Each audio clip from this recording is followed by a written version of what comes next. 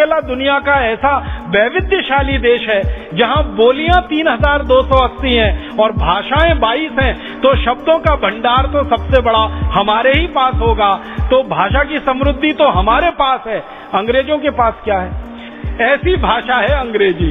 अब इस भाषा को लोग कहते हैं कि दुनिया की समृद्धशाली भाषा है। मेरे समझ में नहीं आता कि इनकी समृद्धि क्या है। जिनकी व्याकरण जो है स्थिर नहीं, बदलती रहती है समय के हिसाब से, सुविधाओं के हिसाब से, और जिस भाषा में शब्द सबसे कम हो, जिन भाषाओं के दूसरी भाषाओं के कई समानार्थक पर्यायवाची शब्दों इनके पास कुल जमा एक ही हो, तो बहुत गरीब भाषा है, गरीबों की भाषा है। क्योंकि जब अंग्रेजी का विकास इंग्लैंड में हुआ, उस समय इंग्लैंड दुनिया का सबसे गरीब देश था, इसलिए भाषा भी उनकी सबसे गरीब ही है। और भारत में इसका उल्टा है। जब भारत में संस्कृत का विकास हुआ होगा तो भारत दुनिया का सबसे समृद्धशाली देश था, इसलिए संस्कृत दुनिया की सबसे समृद्धशाली भाषा है। गरीबी में से गरीबी ही निकलती है और समृद्धि में से समृद्धि निकलती है। हमारे समृद्धशाली समय में संस्कृत विकसित हुई, हिंदी विकसित हुई, इसलिए शब्द भंडार दुनिया में सबसे बड़ा है।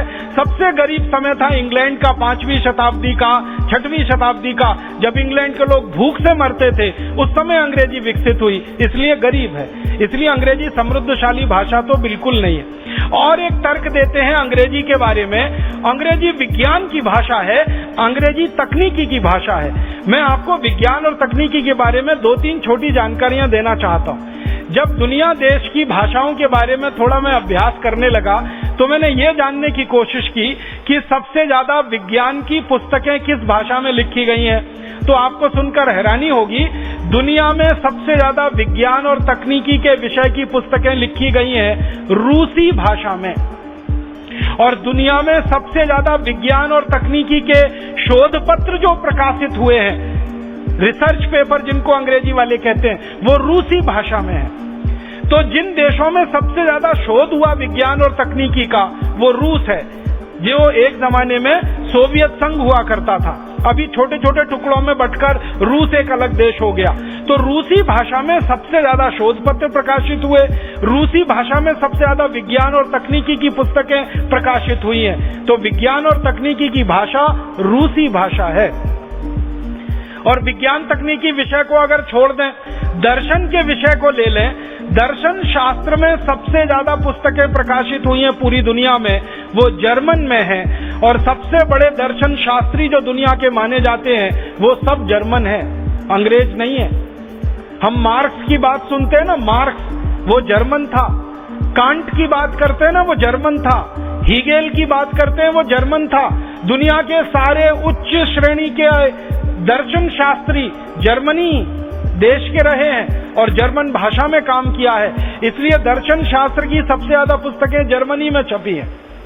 इसी तरह से चित्रकारी की, कलाकारी की, संगीत की, सिनेमा की सबसे ज्यादा पुस्तकें छपी हैं, वो फ्रेंच में है, क्योंकि फ्रांस में सबसे ज्यादा काम हुआ है इस विषय पर।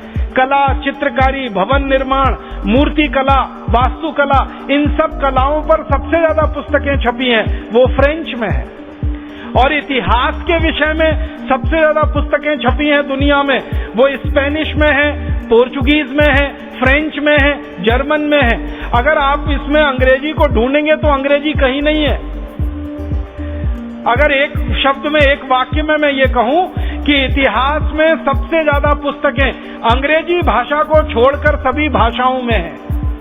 दर्शन शास्त्र में सबसे ज्यादा पुस्तकें अंग्रेजी भाषा को छोड़कर अन्य भाषाओं में है, जर्मन में तो सबसे ज्यादा है। विज्ञान और तकनीकी में सबसे ज्यादा पुस्तकें रूसी भाषा में है, अंग्रेजी में तो बहुत कम है, क्योंकि अंग्रेजी में विज्ञान और तकनीक का शोध सबसे कम हुआ है।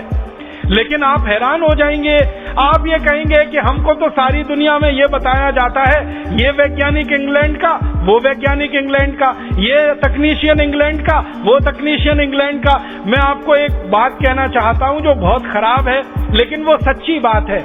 इंग्लैंड की भाषा अंग्रेजी में सबसे कम विज्ञान और तकनीकी पर शोध हुआ है, लेकिन दुनिया में जो कुछ अंग्रेजी में छपा है उनमें से आधे से ज्यादा चोरी का है, दूसरों ने शोध किया है, उसको अंग्रेजों ने अपना नाम लगा के छाप दिया है।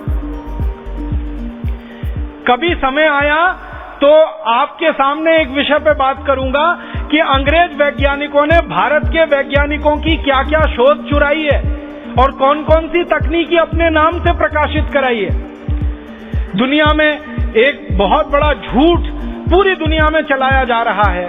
संकेत में कह रहा हूं कि हवाई जहाज का आविष्कार राइट ब्रदर्स ने किया।